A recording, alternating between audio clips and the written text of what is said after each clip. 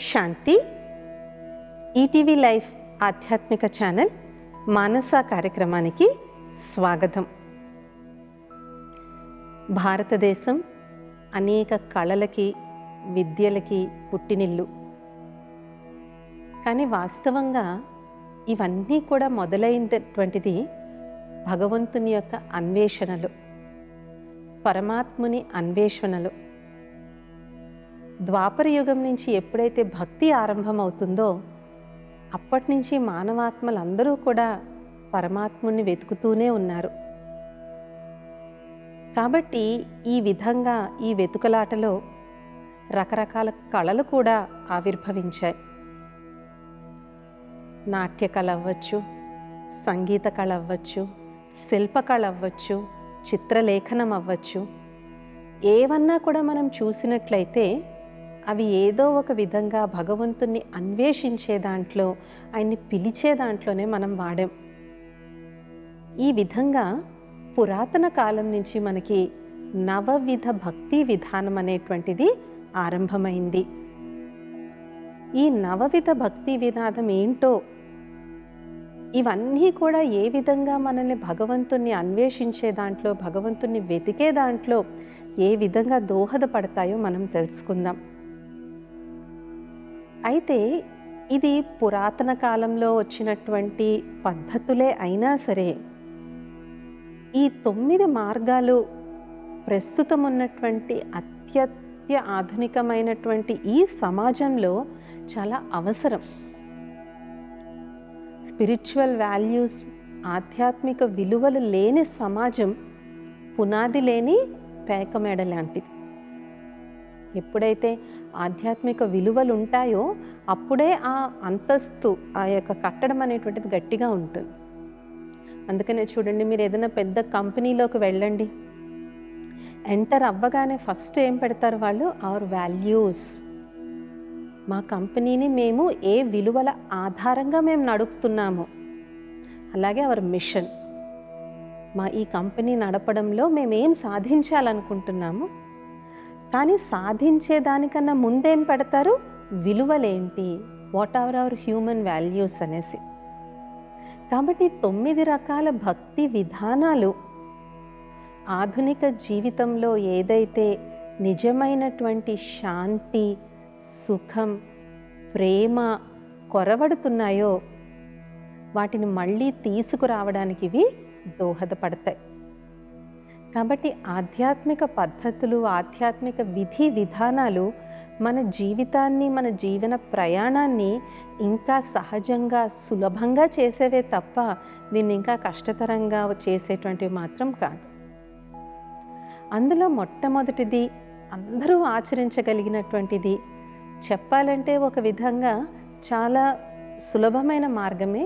మొట్టమొదటిది మనకి మన పెద్దలు తెలియచేశారు, శ్రవణం అంటే వినడం. అందుకనే ఉదయాన్నే లెగిసి మీరు ఏ టీవీ ఛానల్ పెట్టండి, రేడియో స్టేషన్ పెట్టుకోండి, ఏం వేస్తారు? అందులో ఎక్కువగా ఆధ్యాత్మికమైనటువంటి సంగీతం, భక్తిరస ప్రధానమైనటువంటి పాటలే వేస్తూ ఉంటారు. మనం వినేది కూడా ఒక రకమైనటువంటి ఆహారమే. అందుకే కదా శ్రవణానందము అని అంటారు. అంటే శ్రవణం వల్ల ఆనందం. మనకున్నటువంటి 5 జ్ఞానేంద్రియాలు కూడా మనకి ఆనందం ఇచ్చేటువంటివి. కానీ శ్రవణానందం అనేటువంటిది ఇప్పుడు ఎలా తయారవుతుంది? శ్రవణ భోగం కింద తయారవుతుంది, శ్రవణ విలాసం కింద తయారవుతుంది. అందుకే మనకి ఇప్పటికీ కూడా పాత పాటల యొక్క లిరిక్స్ గుర్తుంటాయి, కానీ కిందటి నెలే సూపర్ హిట్ అయిన సాంగ్ తాలూకు లిరిక్స్ చెప్పమనండి ఎవరినన్నా. ట్యూన్ గుర్తుందండి కానీ లిరిక్స్ గుర్తులేవు అంట. ఎందుకంటే ఇప్పుడు వస్తున్నటువంటి సంగీతం కేవలం చెవులకి ఆనందంగా అనిపిస్తోంది, మెదడుకు ఆనందంగా అనిపిస్తోంది, కానీ మనసుకు కాదు. కాబట్టి ఇప్పుడు శ్రవణానందం పోయి శ్రవణ విలాసం, శ్రవణ భోగం ఎక్కువగా పెరిగిపోయింది. కాబట్టి పరమాత్ముణ్ణి తెల్లవారుజామున మంచి మంచి పాటలు, అలాగే మనకి అన్నమాచార్య కీర్తనలని, తులసీదాస్ భజనలు, మీరా భజనలు, ఇలాగా అనేక మంది వాగ్గేయకారులు ఎంతో సుందరమైనటువంటి సంగీతాన్ని పెట్టడం జరిగింది. ఓకే, మీకు అలాంటివి కాకపోతే మంచి సూదింగ్ మ్యూజిక్, ఓం ధ్వని, ఓం నమ శివాయ, ఓం నమో వెంకటేశాయ, ఈ విధమైనటువంటి మంచి మంత్రోచ్చారణ కూడా మనం వినొచ్చు. అసలు ఒకప్పుడు చిన్నప్పుడు పిల్లలందరికీ కూడా మంచిగా మనం అన్ని రకాల శ్లోకాలు చెప్పేవాళ్ళం. గణేష్ వందనం, సరస్వతి శతకం, ఇంకా కొంతమంది అయితే లలితా సహస్రనామం కూడా పిల్లలకి చెప్పించేటువంటి వారు. ఇంకొక అద్భుతమైనటువంటి విషయం ఏంటంటే, ఒకప్పుడు వేదాలవి శ్రవణం ద్వారానే నేర్చుకున్నారు. ఎక్కడా కూడా ఒక నోట్బుక్ తీసుకుని అది రాయడం, రాసుకున్నది మాటి మాటికి బట్టి పట్టడం లాంటివి ఏమి ఉండేవి కాదు. గురువుగారు మంత్రం చెప్పేటువంటి వారు, వేదం చెప్పేటువంటి వారు, విద్యార్థులు తెల్లవారుజామున అమృతవేళ ఘడియలలో లెగిసి నేల మీద బాచి పెట్టుకుని గురువుగారు చెప్పింది వింటే ఆటోమేటిక్గా అది వాళ్ళకి బ్రెయిన్లో రికార్డ్ అయిపోయేది. 80 ఏళ్ళు 90 ఏళ్ళు వచ్చి వాళ్ళ పేరన్నా మర్చిపోయారు, కానీ చిన్నప్పుడు నేర్చుకున్న వేదం మాత్రం మర్చిపోలేదు. అంటే శ్రవణానికి మనం వినేదానికి వాస్తవంగా అంత శక్తి అనేటువంటిది ఉందన్నమాట. అందుకని మనం పరమాత్మ చింతనలో, పరమాత్మని యొక్క శక్తిని అనుభవం చేసుకోవడంలో, మనకి రోజు గుడికి వెళ్ళే సమయం లేకపోవచ్చు, రోజు ఒక మెడిటేషన్ సెంటర్కి వెళ్ళే టైం మనకి లేకపోవచ్చు. ఇవన్నీ లేకపోయినా సరే మనం వీలైనంత వరకు రోజంతటిలో కూడా ఏదో ఒక విధంగా పరమాత్మునికి సంబంధించినటువంటి పాటలు, సంగీతము, ఆ భగవంతునికి సంబంధించినటువంటి విషయాలు, మంచి మంచి ఆధ్యాత్మిక ప్రవచనాలు కూడా మనం వినొచ్చు. ఎప్పుడూ సంగీతమే మనం వినాల్సినటువంటి అవసరం లేదు. ఇప్పుడు యూట్యూబ్, నెట్లో ఇవన్నీ కూడా చాలా మనకి ఫ్రీగా అవైలబుల్గా ఉంటుంది. సో భగవంతుని సంబంధించిన విషయాలను వినడం, ప్రవచనాలను వినడం, ఆ సంగీతం వినడం, ఈ విధంగా ఈ చెవుల ద్వారా మనం పనికిరాని విషయాలు, గాసిప్, మనల్ని ఆందోళనకు గురి చేసేటువంటి వార్తలు, మనకి ఎందుకు పనికిరానటువంటి విషయాలు కాకుండా ఆధ్యాత్మిక విషయాలను, అవి ప్రవచనాలే అవ్వచ్చు, సంగీతంగా అవ్వచ్చు, పాటల రూపంగా అవ్వచ్చు, ఏదన్నా అవ్వచ్చు, కానీ అవి ఈ చెవుల గుండా మన మనసులోకి వెళ్ళే విధంగా మనం చూసుకోవాలి. అదేవిధంగా వంట చేసేటప్పుడు కూడా కొంతమంది న్యూస్ వింటూ వంట చేయడం, కొంతమంది టీవీ సీరియల్ పెట్టుకుంటూ వంట చేయడం చేస్తూ ఉంటారు. కానీ అవి వింటూ వంట చేస్తున్నప్పుడు మన మానసిక స్థితి దాని అనుసారంగా మారదా? ఇప్పుడు గుడిలో చూడండి, ప్రసాదం ప్రిపేర్ చేసేటప్పుడు ఎప్పుడు వాళ్ళు ఏం పెట్టుకుని వింటారు? భక్తిరస ప్రధానమైన పాటలు పెట్టుకునే వాళ్ళు గుళ్ళల్లో ప్రసాదాలు చేస్తారు తప్ప సినిమా పాటలు పెట్టుకుని కాదు. కాబట్టి మనం ఇంట్లో వంట చేసేటప్పుడు కూడా నేను ఏం వింటున్నాను? అందుకే బెస్ట్ ఓం సౌండ్. ఇప్పుడు ఓం సౌండ్ వచ్చేటువంటి చిన్న చిన్న మిషన్లు బోల్డ్ ఉన్నాయి. 100-150 రూపాయలు పెట్టుకుంటే అది ఎప్పుడు ఓం ఓం ఓం అని అంటూనే ఉంటుంది. అది మనం వంటింట్లో పెట్టుకుని విన్నప్పుడు తెలియకుండానే, అంటే మనం దాని మీద పెద్ద ఏకాగ్రత పెట్టాల్సిన అవసరం లేదు, కానీ ఆ ఓం యొక్క వైబ్రేషన్స్ మన వంటగిదంతా కూడా నిండిపోతాయి. దాని యొక్క ప్రభావం మన ఆహారం మీద కూడా పడుతుంది. కాబట్టి శ్రవణం అనేటువంటిది ఒకప్పుడు కన్నా ఇప్పుడు చాలా ఈజీ అయిపోయింది. మన అందరి చేతుల్లో మొబైల్ ఫోన్స్ ఉంటాయి, ఇయర్ ఫోన్స్ ఉంటాయి. ఇప్పుడు ఎక్కడికన్నా ప్రయాణాలు చేయాలన్నా కూడా 1-2 గంటలు మనం ప్రయాణం చేస్తూ ఉంటాం. కార్ అవ్వచ్చు, ట్రైన్ అవ్వచ్చు, ఫ్లైట్ అవ్వచ్చు, బస్ అవ్వచ్చు, ఏదన్నా ఆ పెట్టుకుని మనం ఇంటర్నెట్లో అవి ఇవి పనికిరానివన్నీ వినేటువంటి బదులు మంచిగా ఇలాంటి ఆధ్యాత్మిక విషయాలను మనం వినడం, ఆధ్యాత్మిక సంగీతాన్ని మనం చేయడం వల్ల మన మనస్సు అనేటువంటిది చాలా నిర్మలంగా ఉంటుంది. సంగీతం అనేటువంటిది నిజంగా భగవంతుడు మనకి ఇచ్చినటువంటి ఒక వరం. ఇంకే సంగీతానికి ఎవరిని చూపిస్తాం మనం? వీణ వాయిస్తూ సరస్వతీదేవిని చూపిస్తాం. సరస్వతీదేవి వీణకి ఎంత సుందరంగా ఉంటుంది సరస్వతీదేవి వీణ. ఇంకా మురళి వాయిస్తూ శ్రీకృష్ణుని చూపిస్తాం. ఏమంటారు? శ్రీకృష్ణుని యొక్క మురళి వినేందుకు గోపగోపికలు పరిగెత్తుకుని వచ్చేవారు అని చెప్తారు. అలాగే తాన్సేన్ కూడా సంగీతం పాడినప్పుడంట ఆ సంగీతానికి ఆయన యొక్క ఆలాపనలో ఎంత హై వైబ్రేషన్ ఉండేదంటే మేఘాలు వర్షించేవంట, పూలు కూడా పులకరించేటువంటివంట. కాబట్టి సంగీతం అంటే సౌండ్లో అంత వైబ్రేషన్ అనేటువంటిది ఉంది. కాబట్టి ఇది అన్నిటికన్నా సులభమైంది. రెండోది ఖర్చు కూడా లేనటువంటిది, రైట్? దీనికి అది కొనాలి, ఇది కొనాలి, యాగాలు చేయాలి, ఇది చేయాలని కూడా లేదు. అండ్ ఏదైతే మనం వింటామో దాని యొక్క వైబ్రేషన్స్ మన బ్రెయిన్లో చాలా పడతాయి.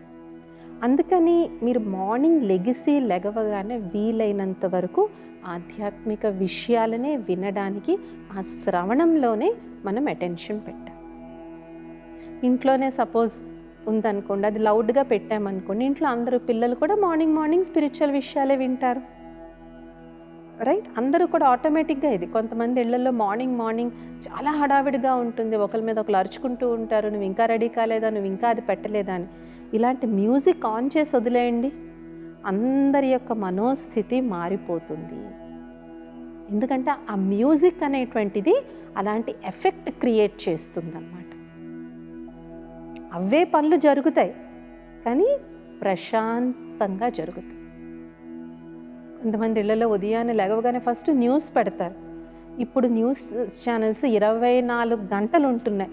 ఉదయమే వినాలా, మధ్యాహ్నం వినొచ్చు, కొంచెం సాయంత్రం పూట వినొచ్చు, రైట్? అంటే న్యూస్ వినడం తప్పని కాదు, ప్రతిదానికి ఒక టైం ఉంటుంది.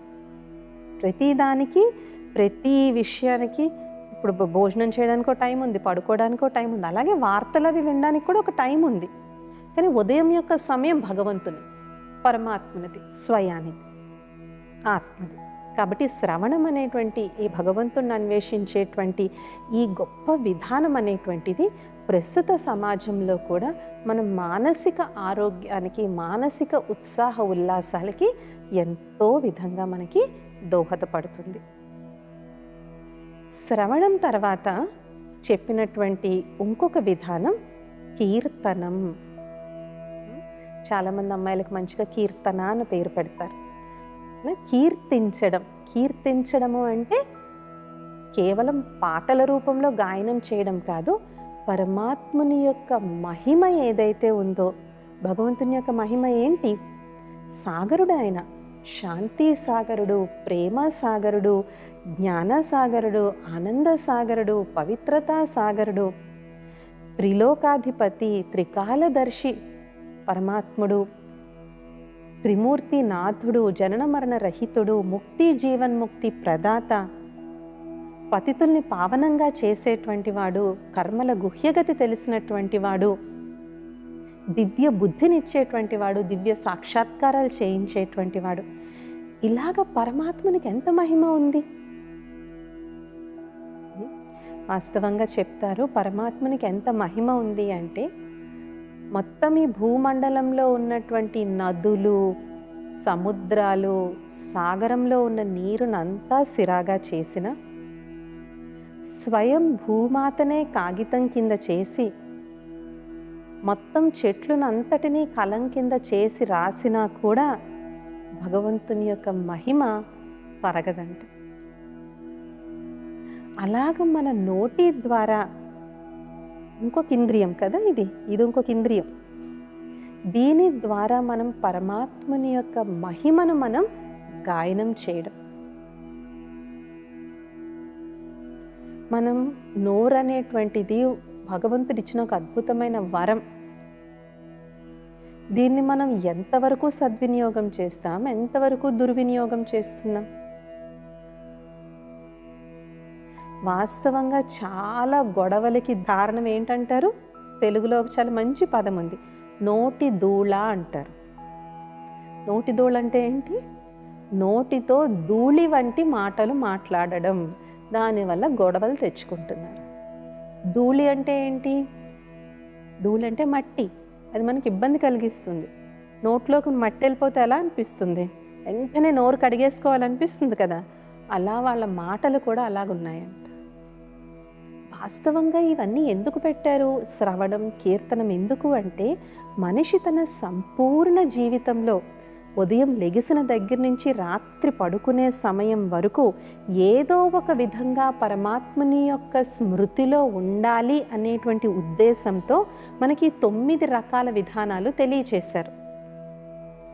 కీర్తనం అందుకే అంటారు, మనం నోటి ద్వారా మనం ఏం మాట్లాడతామో అది మన మనసులో ఏదైతే ఉందో దాన్ని బయట పెడుతుంది అనేసి. అందుకనే మనం మాట్లాడే మాటలు వ్యర్థంగా, కోపము, అసూయ, ఈర్ష్య, ద్వేషము, కటువుతనము వీటి వల్ల ఉండడం వల్ల భగవంతుడిచ్చినటువంటి ఈ నోరు అనేటువంటి ఈ సుందరమైన వరాన్ని మనం దుర్వినియోగం చేసుకోవాలి. అందుకే కీర్తనం. చూడండి, కొంతమంది మాల తిప్పుతూ ఉంటారు, మాల తిప్పుతూ అలాగా అనుకుంటూ ఉంటారు, ఓం నమ శివాయ, ఓం నమ శివాయ, ఓం నమ శివాయ, ఓం నమ శివాయ అంటూ ఉంటారు. అంటే ఏంటి, అప్పుడు నోటి ద్వారా ఏ విధమైనటువంటి చెడు అనేటువంటిది వాళ్ళు మాట్లాడరు. పక్క వాళ్ళని బాధ పెట్టడానికి ఒక దెబ్బే వేయక్కర్లేదు, దానికన్నా పెద్ద బాధ మనం ఒక మాటతోనే మనం క్రియేట్ చేయొచ్చు. కాబట్టి ఈ నోటిని మనం పరమాత్ముని యొక్క కీర్తనానికి మనం వాడాలి. ఎప్పుడైతే అలాంటి మాటలు మనం మాట్లాడతామో మన మాటలు తక్కువగా ఉంటాయి, నెమ్మదిగా ఉంటాయి, మధురంగా ఉంటాయి, అందరికీ వినాలనిపించే విధంగా ఉంటాయి. అందుకే వాక్శుద్ధి ఉందండి వాళ్ళకి, వాక్శుద్ధి ఉంది అంటారు. అంటే వాళ్ళ వాచాలో చాలా శుద్ధత అనేటువంటిది ఉంది. అలాంటి వాళ్ళు అన్న మాట వెంటనే తథాస్తు అయిపోతుంది. ఎప్పుడైతే మన మాటల ద్వారా మనం పరమాత్మని యొక్క గాయనం చేస్తామో, మన మాటల ద్వారా పక్క వాళ్ళకి మనం సుఖం ఇస్తామో, మన మాటలలో ఒక పవర్ వస్తుంది, ఒక శక్తి వస్తుంది. చూడండి, మనము ఆధ్యాత్మికతలో మంచి లెవెల్కి వెళ్ళిన వాళ్ళని ఏమంటాం, మీరు ఒక్క మాట అనండి చాలంటారు. ఎందుకు వాళ్ళు అనేటువంటి ఆ ఒక్క మాటకంత వాల్యూ ఎందుకుంది అంటే, వాళ్ళు మాటలు అనేటువంటి ఈ వరాన్ని సద్వినియోగం చేసుకున్నారు, దుర్వినియోగం చేసుకోలేదు.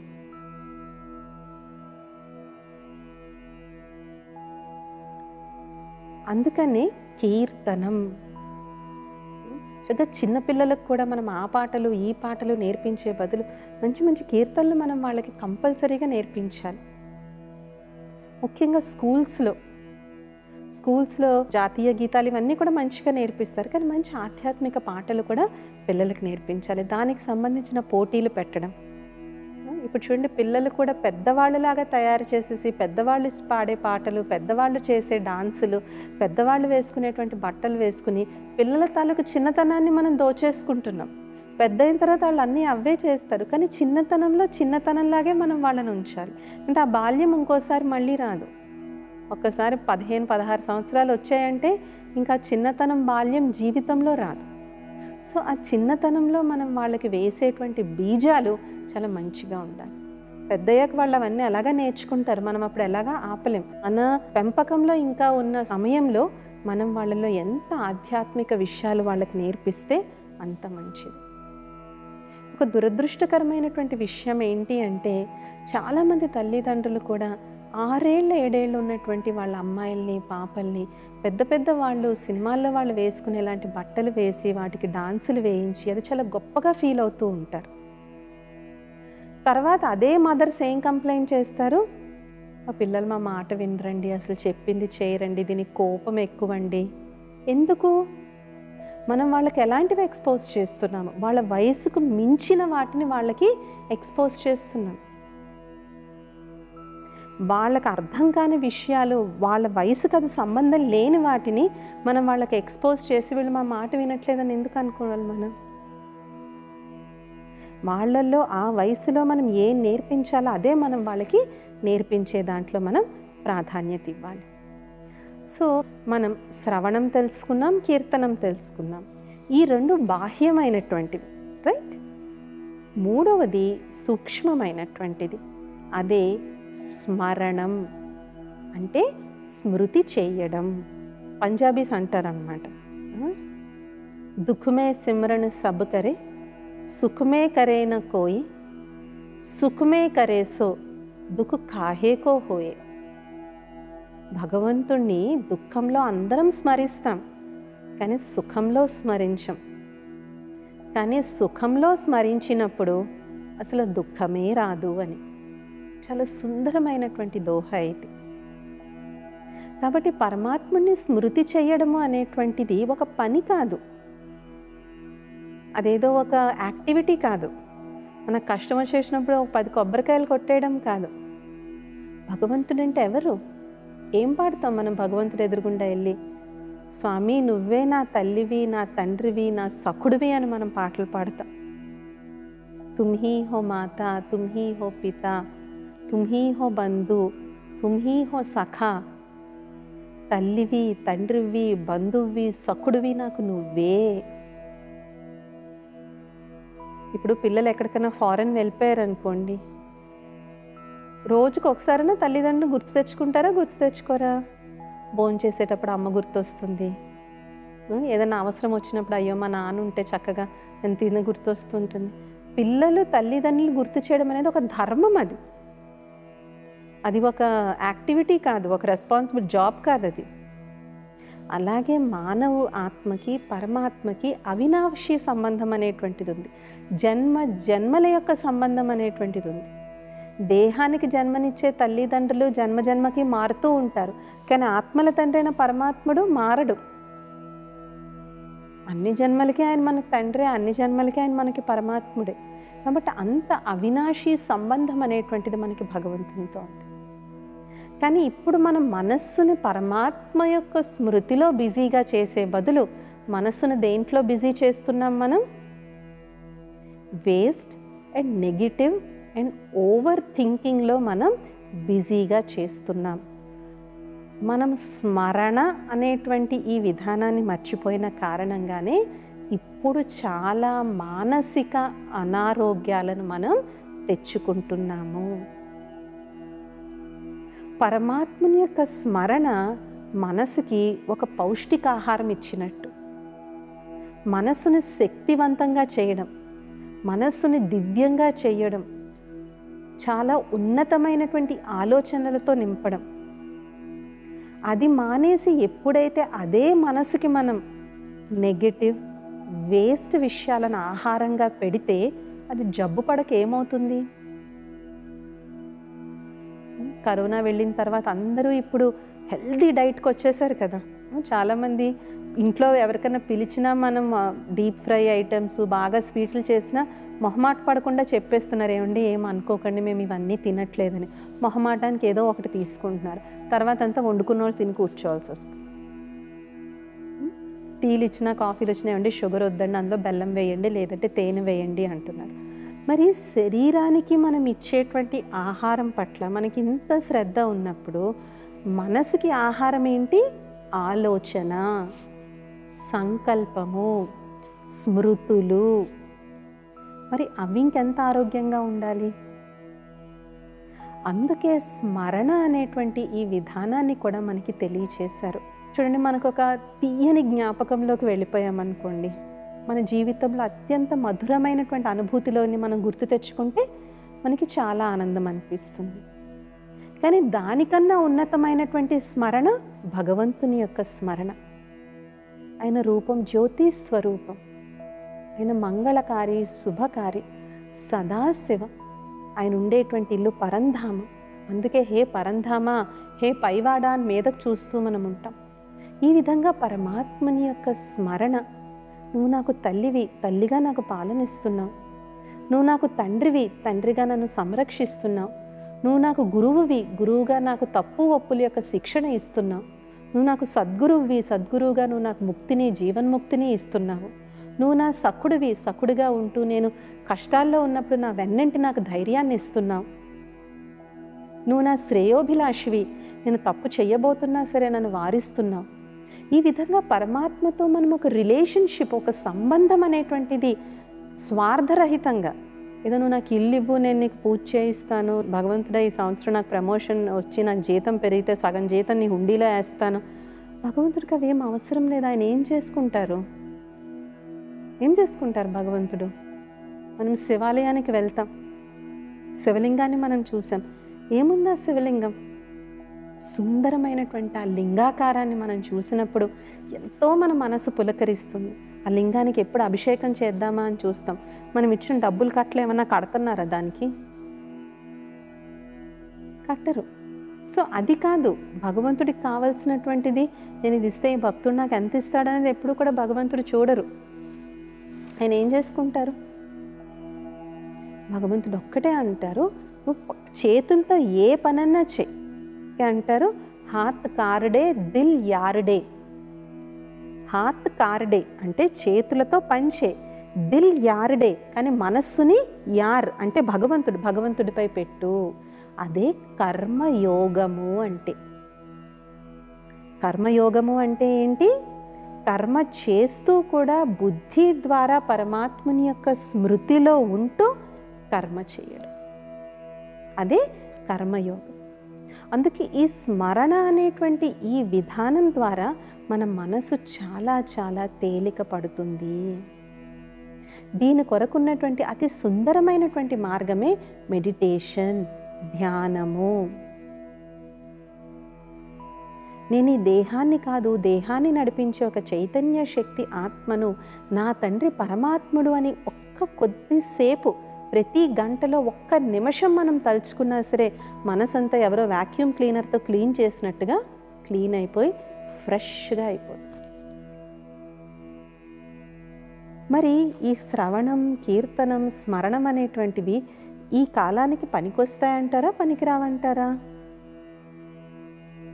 మనం ఎప్పుడైతే ఆధ్యాత్మిక విషయాలను వినడం, ఆధ్యాత్మిక విషయాలను మాట్లాడుకోవడం, ఆధ్యాత్మిక విషయాల యొక్క చింతనలో ఉన్నప్పుడు ఈ 3 అంగాల ద్వారా ఏ విధమైనటువంటి తప్పులు కానీ, ఏ విధమైనటువంటి వికర్మలు ఏ విధంగా జరుగుతాయి? చెప్పుడు మాటలతో ఎంతోమంది రిలేషన్షిప్స్ని పాడు చేసుకుంటున్నారు.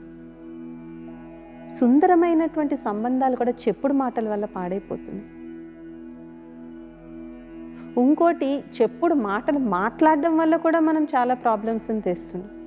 వేస్ట్ థింకింగ్ వల్ల మనసు పాడైపోతుంది. కాబట్టి మనము ఈ నవవిధ విధానాలు మనకి ఏదైతే మన పూర్వీకులు మనకి తెలియచేశారో, యుగాల గుండా ఏవైతే నడుస్తూ వస్తున్నాయో, ఇవి ఈ అత్యాధునికమైనటువంటి ఈ సమయంలో ఇవి చాలా ప్రాధాన్యత ఉన్నటువంటివి. వచ్చేటువంటి మానసాలు ఈ నవరస విధానాల్లో ఉన్నటువంటి మిగిలిన 6 పద్ధతుల గురించి కూడా మనం తెలుసుకుందాం. ఓం శాంతి, నమస్తే.